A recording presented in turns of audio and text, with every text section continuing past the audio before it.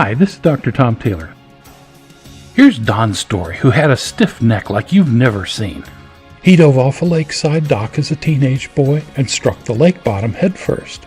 His feelings of joy and freedom were ambushed by the sudden jolt to his spine, and a constantly stiff neck stayed with him into his 40s.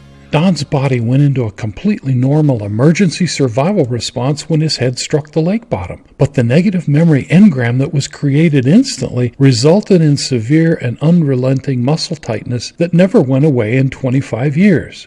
This is how memory engrams work. Once the emergency survival mode is triggered, the engram continues to activate your body's responses long after the immediate crisis is over.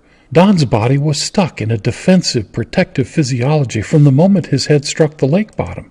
In his 40s when I met him, Don could only turn his head or look up or down by moving his whole torso. His neck didn't move at all, but in less than 10 minutes of memory reframing, he regained at least half of his normal range of motion, which was almost fully restored within a few weeks.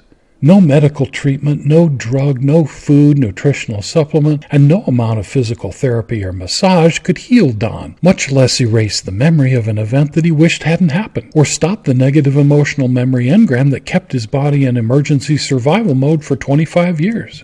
Remember the positive feelings of freedom and joy that were ambushed the instant Don's head unexpectedly struck the lake bottom.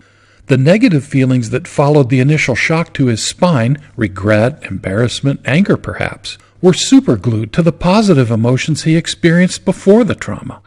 The negative emotional memory engram that was created in an instant made it all but impossible for Don to fully experience freedom and joy for decades after the event. If only I hadn't gone to the lake that day, Don may have thought to himself. If only I hadn't dived off that dock, or if only I had checked the depth of the water first. How could I have been so stupid?